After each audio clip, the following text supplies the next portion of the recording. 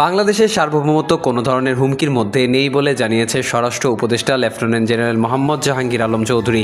উপদেষ্টা আজ সকালে রাজধানীর পূর্বাঞ্চল ফায়ার সার্ভিস ও সিভিল ডিফেন্স মাল্টিপারপাস ট্রেনিং গ্রাউন্ডে আন্তর্জাতিক স্বেচ্ছাসেবক দিবস 2024 উপলক্ষে ফায়ার সার্ভিস ও সিভিল ডিফেন্স আয়োজিত অনুষ্ঠানের উদ্বোধন শেষে সাংবাদিকদের ব্রিফিংকালে একথা জানান।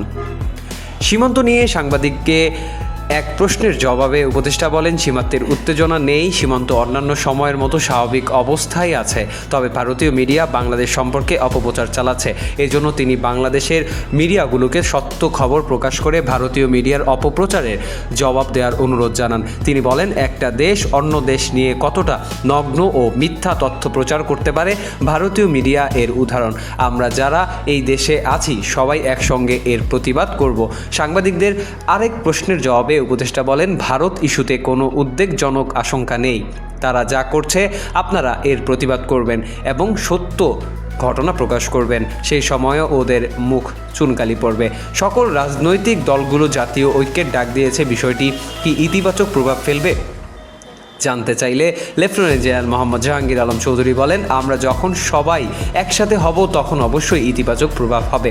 এতে করে আমরা সবাই একসাথে কাজ করব, একসাথে প্রতিরোধ করতে পারব।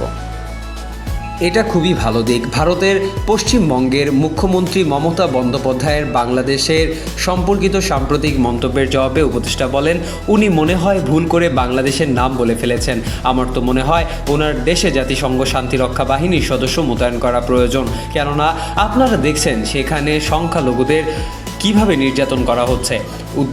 উদ্বোধনী অনুষ্ঠানে প্রধান অতিথির বক্তব্য স্বরাষ্ট্র উপদেষ্টা বলেন, ফায়ার সার্ভিস ও সিভিল ডিফেন্স সারা দেশে 62,000 ভলেন্টিয়ার তৈরির লক্ষ্য কাজ করেছে।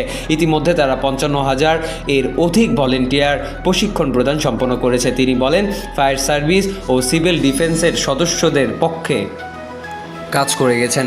ইতিমধ্যে তারা 55,000 এর অধিক ভলেন্টিয়ার প্রশিক্ষণ প্রদান সম্পন্ন করেছেন। তিনি বলেন, ফায়ার সার্ভিস ও সিভিল ডিফেন্সের সদস্যদের পক্ষে এককভাবে বন্যা, ভূমিকম্প ইত্যাদি দুর্যোগ মোকাবেলা করা দুরূহ। এক্ষেত্রে ভলেন্টিয়ার বা স্বেচ্ছাসেবকদের ভূমিকা অত্যন্ত গুরুত্বপূর্ণ প্রয়োজন মনে করছে। অনুষ্ঠানে স্বাগত বক্তব্য রাখেন ফায়ার সার্ভিস ও সিভিল ডিফেন্স অধিদপ্তরের মহাপরিচালক brigadier general Mohammad Zahed Kamal, NBC।